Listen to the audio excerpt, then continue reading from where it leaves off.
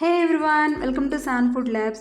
ఎన్నో health benefits కలిగిన మునగాకు కరివేపాకు పొడి ఎలా తయారు చేసుకోవాలో ఈ వీడియోలో చూపించబోతున్నాను. ఈ పొడిని ఎవరైనా ఈజీగా టేస్టీగా తయారు చేసుకోవచ్చు. మన అమ్మమ్మల కాలం నాటి మునగాకు కరివేపాకు పౌడర్ చూద్దాం. ముందుగా నేను ఒక పెద్ద సైజు మునగాకు కట్టను తీసుకున్నాను. దీన్ని కాడల నుంచి ఆకుల్ని వేరుగా ఇలా ఒలుచుకుందాం. కాల్షియం పాలల్లో కన్నా 17 రెట్లు మునగాకులో అధికంగా ఉంటుంది. అలాగే vitamin A, C, iron, magnesium, అలాగే ముఖ్యంగా యాంటీ ఆక్సిడెంట్గా పనిచేస్తుంది. దీన్ని ఇలా చక్కగా కాడల నుంచి ఒలుచుకుందాం. ఒక మీడియం సైజు కరివేపాకు కట్టను తీసుకున్నాను. దీన్ని కాడల నుంచి వేరు చేసుకుందాం. కరివేపాకు ఎన్నో గొప్ప గుణాన్ని కలిగి ఉంది. కార్బోహైడ్రేట్స్, వైటమిన్ ఏ, సి మరియు ఈని కలిగి ఉంటుంది. మన జుట్టుకి, మన కంటి చూపు మెరుగుపడడానికి చక్కగా ఉపయోగపడుతుంది. ఈ కరివేపాకు మునగాకుని చక్కగా క్లీన్ చేసుకొని ఒక క్లాత్ పైన ఇలా డ్రై అయ్యేంత వరకు ఆరబెట్టుకోవాలి. చూసారా, చక్కగా డ్రై అయింది, వాటర్ ఏమీ లేదు ఇందులో. ఇప్పుడు ఒక ప్యాన్ తీసుకొని ఇందులో ఒక 2-3 టేబుల్ స్పూన్ ఆయిల్ వేసుకుందాం. ఆయిల్ వేడి చేసుకొని ఒక 1/2 కప్పు లేదా 5 టేబుల్ స్పూన్ పచ్చిశనగపప్పుని ఇందులో వేసుకొని 2 మినిట్స్ ఫ్రై చేసుకుందాం. 1/3 కప్పు లేదా 3 టేబుల్ స్పూన్ మినప్పప్పు ఇందులో వేసుకొని ఒక 1 మినిట్ ఫ్రై చేసుకుందాం. 4 టేబుల్ స్పూన్ ధనియాలు వేసుకొని మంచి చక్కటి స్మెల్ రిలీజ్ అయ్యేంత వరకు ఫ్రై చేసుకుందాం.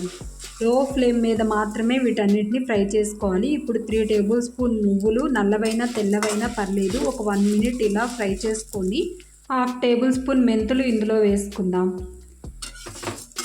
వీటన్నిటిని మంచి స్మెల్ రిలీజ్ అయ్యేంత వరకు ఫ్రై చేసుకుందాం. చాలా మంచి స్మెల్ వస్తుంది.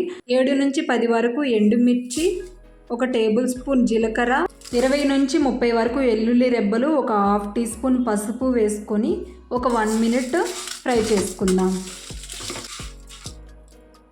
ఇది వేగిన తర్వాత లాస్ట్లో ఒక మీడియం లెమన్ సైజ్ అంతా చింతపండుని ఇలా వేసుకొని జస్ట్ ఒక 1 మినిట్ అలా మిక్స్ చేసి ఫ్లేమ్ ఆఫ్ చేసుకుందాం. కొలతలు అనేవి మీ టేస్ట్కి తగ్గట్టు మీరు అడ్జస్ట్ చేసుకోవచ్చు. ఒక టేబుల్ స్పూన్ కల్లు ఉప్పు వేసి మిక్స్ చేసుకొని దీనిని ఒక ప్లేట్లోకి తీసుకుందాం.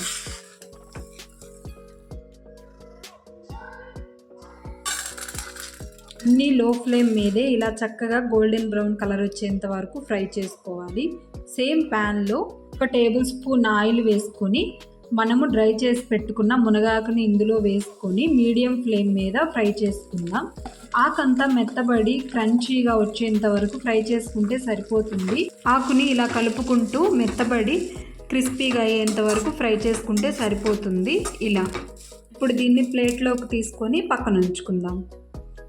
సేమ్ ప్యాన్లో మన కరివేపాకు కూడా వేసుకొని సేమ్ అలాగే కలుపుకుంటూ క్రిస్పీగా అయ్యేంత వరకు ఫ్రై చేసుకుందాం.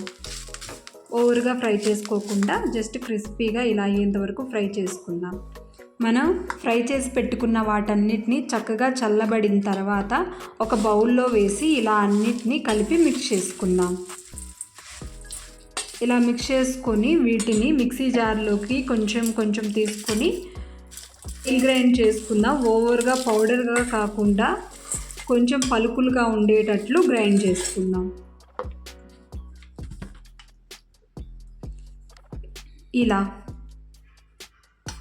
ఇలా మిగిలిన దాన్ని మొత్తం గ్రైండ్ చేసుకుందాం.